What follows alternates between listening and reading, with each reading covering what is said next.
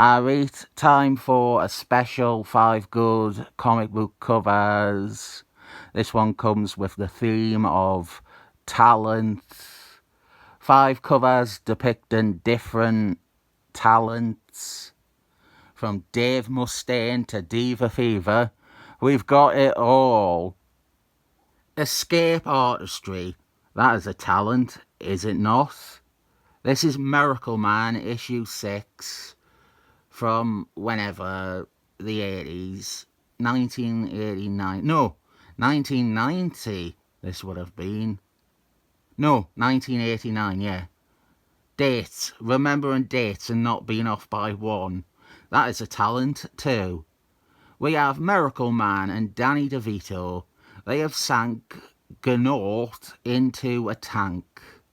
The joke being that Gnaut is hopeless at everything, so he will more than likely drown in the tank. Monkeys on typewriters? Now I've seen everything. I guess this explains the current run on Wonder Woman, right guys? Ho, satire for you there, a bit of satire. Animals Man 25 by Brian Bollocks. It was the best of times. It was the blurst of times. My dad once exclaimed, "Now I've seen everything." It was when Sonic and Knuckles, the video game, when that first came out, when Knuckles could climb up walls, my dad exclaimed, "Well, now I've seen everything." Puppetry. Some would say that's a talent. I met both of them. I booked both of them once upon a time. Puppet people. There was like Newcastle Puppet Festival or Tyneside Puppet Festival, something like that. There were 2 people who were mad into puppets. They ran that, and they each tried their hand at stand-up comedy, thankfully without puppets. One of them was a normal person, completely ordinary. The other very clearly had a sexual fetish for puppets. He just kept saying weird, creepy things about how it is much easier to admire a puppet than it is another person. I often find it easier to communicate with my puppets than other people. That is something he said verbatim. That is something he said. I thought I had already had this on one of these. Captain America 317. Captain America and Hawkeye. Captain America is firing Hawkeye's bow, and Hawkeye has Captain America's shields. Archery. That is the talent on this one. The last one was Tiny Titans number 2. I sometimes forget to say what they are because I am too devoted to telling you about a guy who had very obviously fucked one of his wooden puppets before. His attempt at stand-up was shit too. But who am I to judge that, eh? By the way, this was years and years ago. He probably has been booted out of the Puppet Society or whatever it was. They'll have searched his hard drives by now. I'm sure of it. Who do the voodoo, bitch? Remember Dead Island? What a load of shit that was. Who do the voodoo, bitch? That was a rap song from Dead Island, the video game. One of the characters was a rapper, and that was his song. This is a voodoo doll, not to be confused with 90s alternative rock group Goo Goo Dolls. I bet they look at voodoo dolls, and they snap their arms and legs off, and then go, "When everything's meant to be broken." Who the hell am I to judge a puppet fucker's 5-minute routine when I'm sat here improvising utter shit like that? And I don't want the world to see me, 'cause I don't think that they'd understand. When everything's meant to be broken, I just want you to know who I am. I promised you a story, and I've changed my mind. I'm not going to tell it. Gotcha! Ha! You fell for that hook, line and sinker. I have actually. I tried to make this into a stand-up routine years ago. It just didn't work out because I didn't. Stories in stand-up follow a formula. Generally, you end on the big laugh. When you do an anecdote, and this is a fairly long story, you need a big laugh to end on to make the 2 or 3 minutes spent talking about it seem to go somewhere. It doesn't matter if there's individual funny bits in the story before that. It needs to end on the biggest laugh of the story. But this is real life, and real life doesn't follow the structure of traditional stand-up comedy. And I don't believe in inventing a bigger punchline to this story. Authenticity is more worthwhile to me. I think it's funnier because it is real. There was a talent show at my school round about 2003 or 2004. You know you're in for a good time whenever someone starts a story with, there was a talent show at my school. It was 2003, I was 13, or 14 if it was 2004. It was just before summer, school talent contest. It was a contest, yeah, that is important, it was a contest. An audience, there was one of them. It was just the other students though. It was like one afternoon instead of regular school. We had this school talent show. Everyone went to the main hall. There was about 25 acts on. Only about 4 of them students. It was mostly the teachers trying to show off and prove they weren't just fuddy-duddy teachers. It was rough. It opened with Mrs. English, who actually taught maths. She did. Keep in mind, the audience is all the students. Teenagers in 2003. Teenagers that listen to fucking 50 Cent and Baby Cakes by Two Other Kinds. Mrs. English, the maths teacher, kicking off the show with a performance of My Bonnie Lies Over the Ocean. But the thing was, right, the students, they just had to watch it. They couldn't boo it because they would get bad marks on their maths homework. And it was all just teachers ganning up and doing these hard pat songs like Mac the Knife or Gene Pitney. The woodwork teacher, Mr. Alder, he did Elvis.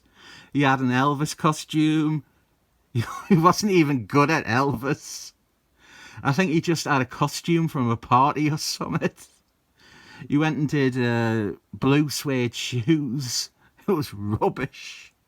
Elvis, it sounded more like Reef. There was also the science teachers, the male science teachers. They decided to be a boy band. They were wearing lab coats and fucking leather pants. And they were singing. They sang a parody of Baby, I Love Your Way. And they changed it to Energy Comes in Waves.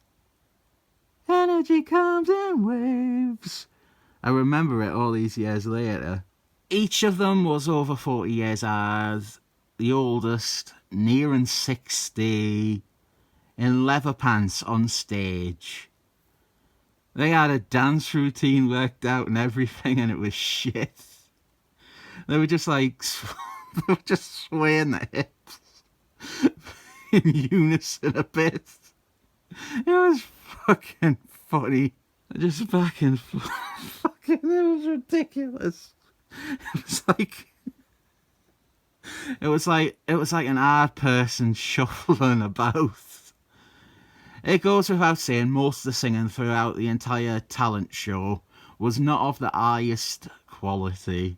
The Bunsen Boys, that was what the science boy band was called. Boys spelt with a Z on the end. The Bunsen Boys were the big thing though. They put the Bunsen Boys on the poster. But the funny thing about it, oh God, the best thing about the Bunsen Boys, God, they got about halfway into the song, maybe 2/3. One of them, Mr. Peak, he forgot his line, so they just stopped the song and they started over again from the beginning. They did the whole thing again, and then when they got to that exact point, when they got back to that point, they overcompensated, and all 5 of them said the same line. The funny thing is, they were a boy band and they advertised it as a boy band. There was nothing boy band about them. They were just 5 blokes singing. They were meant to be a boy band and they were just 5 blokes. Student-wise, right, this is something at every school talent show ever. Without fail, at every school talent show, you will have the skankiest girl in the school, the biggest, most dirtiest slut in the school. She will be on, and she will be singing Madonna's Like a Virgin. Every school talent show.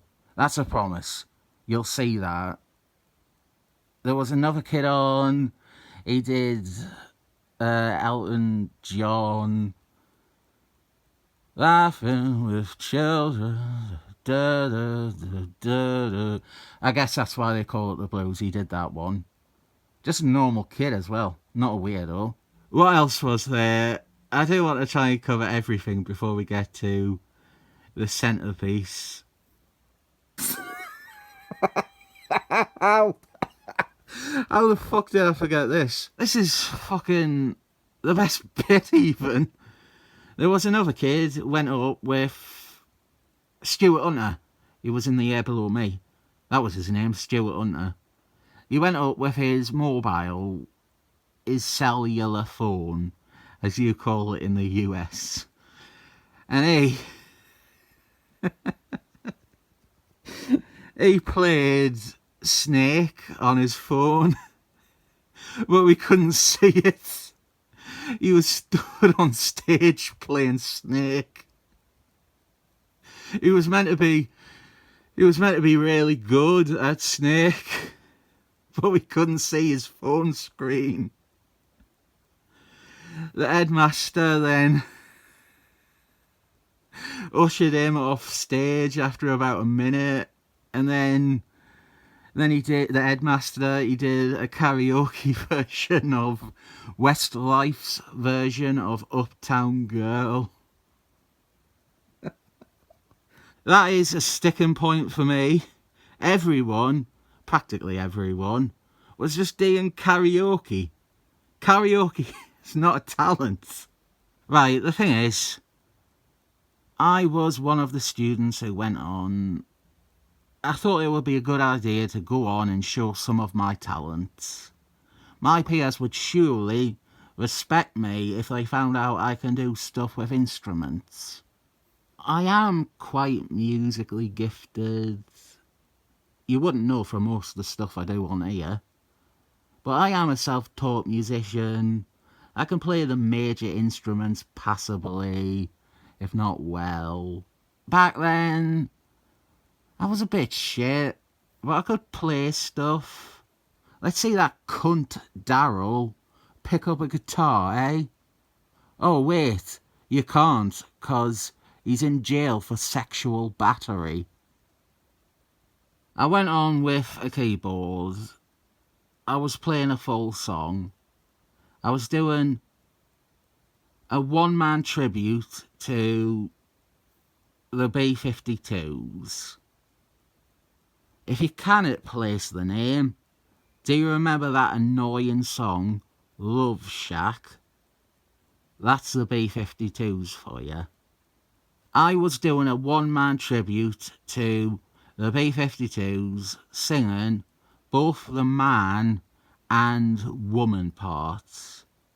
I didn't do Love Shack, thankfully. Even at 13 I thought it was pap. I did the third or fourth biggest song, Your Own Private Idaho. I was playing it on keyboard and doing all the singing. I had a costume as well.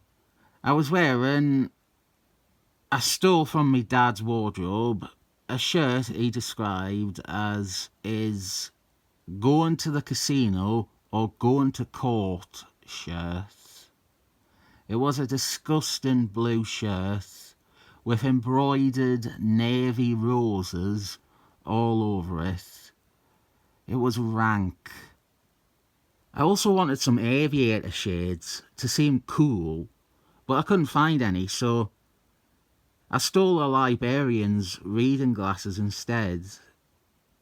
The thing was, I was convinced I was going to be the standout of the show. I was going up, I was doing a full song, I was playing it. I was doing everything the B-52s required multiple people to do. Everyone else was just going up singing along to backing tracks, whereas I was clearly talented. I was doing it all myself. I thought all the kids will think, oh wow, we were all wrong. This guy's really cool and talented. We should be friends with him. I go up in this disgusting shirt. People instantly start shouting insults at me. And I set the drum loop away.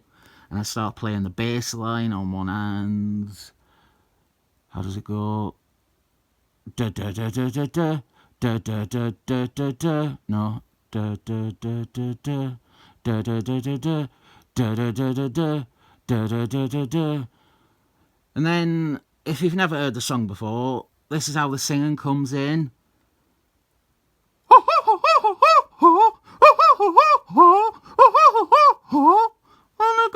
a roast potato, like a roast potato on the patio. I had incredibly misjudged the teenagers of North Durham's enjoyment of kitsch, slightly novelty, 80s new wave bands. They hated it. And one thing the school did, which is bizarre, they offered free juice and free apples to anyone who came to watch. That's a very considerate way to keep their energy up and give them nutrition. And none of them were really touching the apples, but nah, they're throwing all the apples at me now. It was a good idea to give them all access to a large supply of throwable fruit, wasn't it?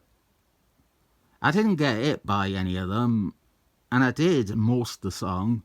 I think I dropped a verse and rushed to the final chorus. I definitely had the most on-display talent at the contest. And that's not even including the apple dodging as a talent. I was the most talented, undoubtedly. Maybe only rivalled by the guy playing Snake. Never really got to verify if he was any good. But then at the end of the show, I didn't even win the contest. Andrew Ramsbottom won for his mediocre impression of the Crazy Frog.